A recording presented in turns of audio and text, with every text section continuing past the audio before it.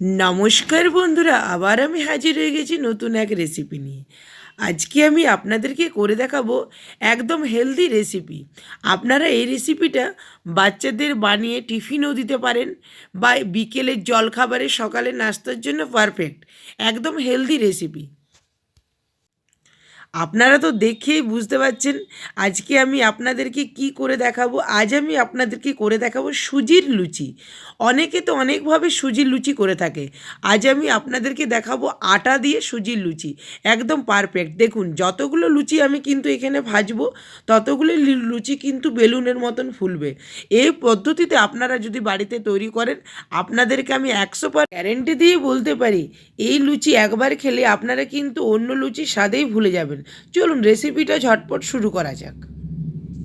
সবার প্রথমে আমি একটা বাটির মধ্যে 1 বাটি সুজি নিয়ে নেব। সুজি কিন্তু মোটা পাতলা আপনাদের হাতের কাছে যে সুজিটা আছে আপনারা সেই সুজিটা নিতে পারেন। আমি 1 বাটি সুজি নিলাম। এখানে কিন্তু উষ্ণ গরম জল দেব 2 বাটি। 1 বাটি সুজিতে কিন্তু 2 বাটি গরম জল দিলেই হবে। এরপর আমি 2 বাটি গরম জল দেওয়ার পর একটু চামচ দিয়ে নেড়ে দেবো, নিয়ে ঢাকা দিয়ে রেখে দেবো 10 থেকে 15 মিনিট। দেখুন, এভাবে আমি ভালো করে নেড়ে রেখে দেবো 10 থেকে 15 মিনিট।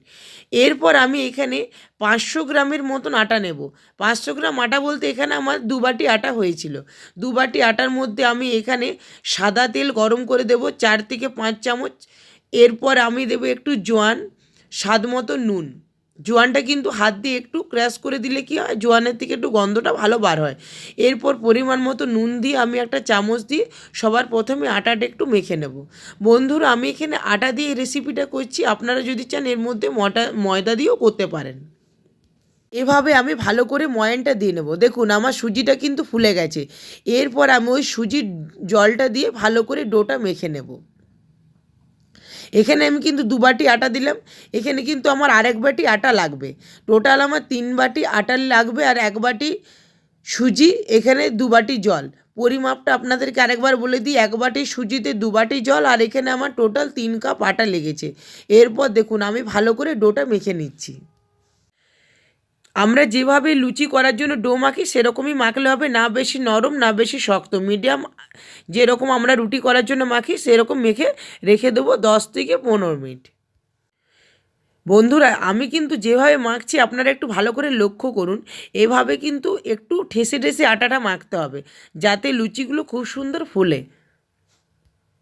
দেখুন, আমার 10 মিনিট ভালো করে মাখার পর এরপর উপর থেকে একটু সাদা তেল লাগিয়ে দেবো। এরপর ঢাকা দিয়ে রেখে দিচ্ছি 10 থেকে 15 মিনিটের মতন। আজকে আমি এই লুচির সাথে খাওয়ার জন্য করব মেথি আলুর দম। আপনারা যেভাবে করতে পারেন, আমি আজকে আপনাদেরকে একদম সহজভাবে মেথি আলুর দমের রেসিপিটা দেখাচ্ছি। এর জন্য কড়াইয়ের মধ্যে সামান্য পরিমাণে সর্ষের তেল গরম করে নেব। সর্ষের তেলটা যখন গরম হয়ে যাবে এর মধ্যে গোটা জিরে, গোটা শুকনো লঙ্কা, সামান্য পরিমাণে হিংটা আমি দিয়ে দেবো। এর মধ্যে তেজপাতাও দেবো। আজকে আমি আপনাদেরকে দেখাবো একদম নিরামিষ আলুর দমটা। সেজন্য আমি এখানে পেঁয়াজ দেবো না, আপনারা কিন্তু এর জায়গায় পেঁয়াজ কুচিও দিতে পারেন। এর মধ্যে আমি দেবো আদা আর কাঁচা লঙ্কা, যেটা আগের থেকে পেস্ট করে রেখেছিলাম সেই পেস্টটা দিয়ে ভালো করে আমি নাড়াচাড়া করে নেব। মশলাটা একটু কষে নিচ্ছি। দেখুন, যখন একটু মশলাটা কষে যাবে এর মধ্যে 2 মিডিয়াম সাইজের টমেটো আমি একটু গ্রেট করে দিয়ে দিলাম। এরপর আদা লঙ্কা টমেটো ভালো করে কষে নেবার পর এখানে পরিমাণ মতন আমি হলুদ গুঁড়ো আর ধনে গুঁড়ো দেবো। আমি এখানে বলে দিচ্ছি, হলুদ গুঁড়ো 1/2 চামচ দিলাম, ধনে গুঁড়ো 2 চা চামচ আর সামান্য পরিমাণে লঙ্কা গুঁড়ো দেবো। মেথি আলু অনেকে অনেকভাবে করে থাকে, আমি আজকে আপনাদেরকে একদম সহজভাবে করে দেখাচ্ছি। আপনারা এটা জলখাবারেও বাচ্চাদের টিফিনও দিতে পারেন। দেখুন, আমার কিন্তু মশলাটা কষা কষা হয়ে গেছে। এরপর এখানে আমি আগের থেকে কিছু মেথি শাক কুচো করে রেখেছিলাম 1 আটি, সেটা ভালো করে ধুয়ে পরিষ্কার করে রেখেছিলাম। সেই মেথি শাকটা দিয়ে দেবো মশলার সাথে। মশলার সাথে দিয়ে আমি ভালো করে মশলার সাথে নাড়াচাড়া করে নেব। দেখুন, এভাবে মশলার সাথে আমি মেথি শাকটা ভালো করে নাড়াচাড়া করে নেবার পর এখানে আমি কিন্তু আগের থেকে কিছু ছোট আলু সেদ্ধ করে রেখেছিলাম, সেই আলুটা আমি দিয়ে দেবো। আলুটা কিন্তু একটু একটু শক্ত রেখে আলুটা কিন্তু সেদ্ধ করতে হবে। আপনারা কিন্তু যখন এই রেসিপিটা তৈরি করবেন আলুটা কিন্তু আগের থেকে সেদ্ধ করে একটু ঠান্ডা করে নেবেন। তাহলে কি হবে, এই মশলার সাথে আলুর সাথে যখন ভালো করে কষবেন তখন কিন্তু আলুটা ভেঙে যাবে না, আলুটা কিন্তু একটু গোটা গোটা রাখতে হবে। এভাবে আমি আলুটা ভালো করে মশলার সাথে কষে নিচ্ছি। কাসুরি মেথি আলু খেতে খুব ভাল লাগে। আপনারা এটা কিন্তু কাসুরি মেথি দিয়েও করতে পারেন, বা এই সময় বাজারে টাটকা মেথি শাকটা এসছে, আপনারা এই প্রসেসেও করতে পারেন। দেখুন এখানে আমি সামান্য পরিমাণে নুন চিনি দিয়ে দেওয়ার পর সামান্য পরিমাণে এখানে জল দিয়ে দিলাম।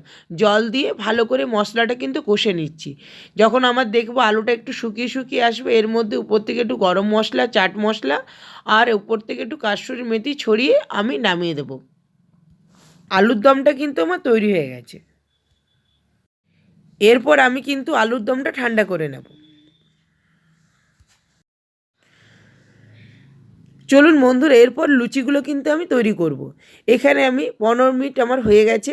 এরপর আমি ঢাকাটা খুলে ভালো করে আটাটা আরেকবার 1 থেকে 2 মিনিট ভালো করে হাত দিয়ে মেখে নেব। বন্ধুরা আমি আপনাদেরকে বলে দিচ্ছি, আপনারা যদি এর মধ্যে হিং বা লঙ্কা গুঁড়ো দিতে চান তাহলে দিতে পারেন। আমি আজকে কিন্তু করলাম না, কারণ সবজির সাথে আমি হিং দিয়েছিলাম, সেই জন্য আমি এখানে লুচিটার সাথে আলাদা করে হিং দিলাম না। আপনারা যদি হিংটা পছন্দ করেন তাহলে এর মধ্যে দিতে পারেন।